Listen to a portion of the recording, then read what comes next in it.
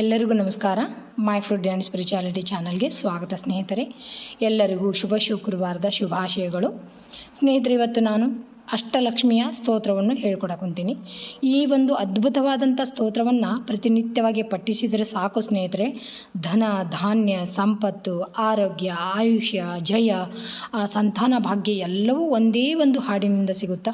ಅಷ್ಟು ಅದ್ಭುತವಾಗಿರುವಂಥ ಈ ಮಹಾಲಕ್ಷ್ಮಿಯ ಅಷ್ಟಲಕ್ಷ್ಮಿ ಸ್ತೋತ್ರವನ್ನು ಪ್ರತಿನಿತ್ಯವಾಗಿ ಪಠಿಸ್ರಿ. ಆಗಲಿಲ್ಲ ಅಂದ್ರೆ ಶುಕ್ರವಾರ ಪ್ರತಿ ಶುಕ್ರವಾರ ತಪ್ಪಲಾರ್ದ ಪಠಿಸಿದರೆ ಸಾಕು ಸ್ನೇಹಿತರೆ. ಒಂದೇ ಒಂದು ಹಾಡನ್ನು ಆಕೆಯನ್ನು ಆರಾಧನೆ ಮಾಡೋದ್ರಿಂದ ಇಷ್ಟೆಲ್ಲ ಸಿಗುತ್ತೈತೆ ಅಂದರೆ ಯಾಕೆ ಹೇಳಬಾರ್ದು? ಬರ್ರಿ ಯಾವ ಥರ ಐತಂತ ನೋಡೋಣ. ಈಗ ಅಷ್ಟಲಕ್ಷ್ಮಿ ಸ್ತೋತ್ರ.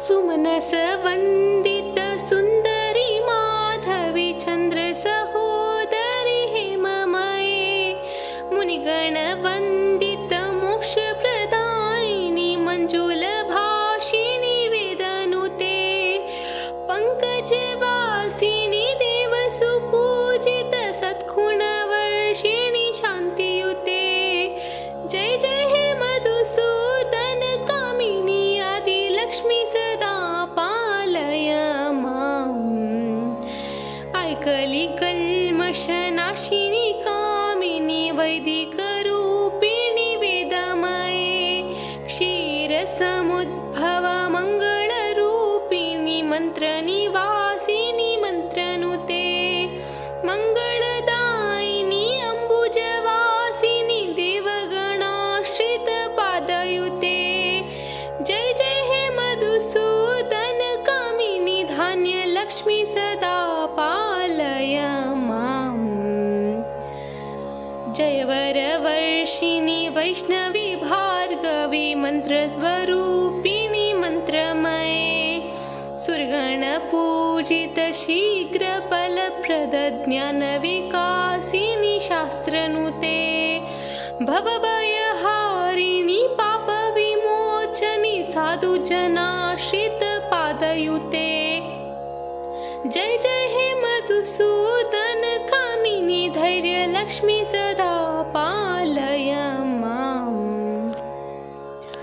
जय जय दुर्गति नाशिनी कामिनी सर्वफलप्रद शास्त्रमये रथगज तुरग पदादि समावृत परिजन मंडित लोकनुते हरिहर ब्रह्म सुपूजित सेवित ताप निवारण पादयुते जय जय हे मधुसूदन कामिनी गज लक्ष्मी रूपेण पालय माम् ऐक गवाहिनी मोहिनी चक्रिणी रागविवर्धिनी ज्ञानमये गुणगणवारिधि लोकहितैषिणी स्वर सप्तभूषित गाननुते सकल सुरासुर देव मुनीश्वर मानव वंदित पादयुते जय जय हे मधुसूदन कामिनी संतान लक्ष्मी सदा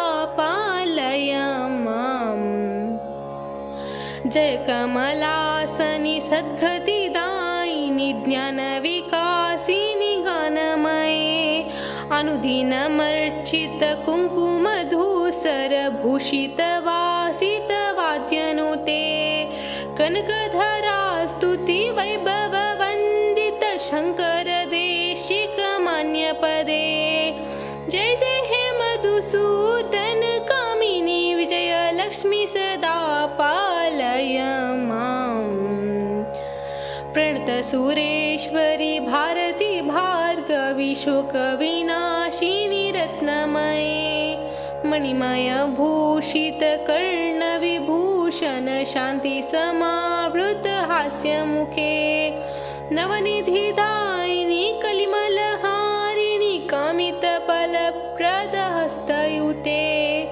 जय जय हे मधुसूदन कामिनी विद्या लक्ष्मी सदा पालय माम्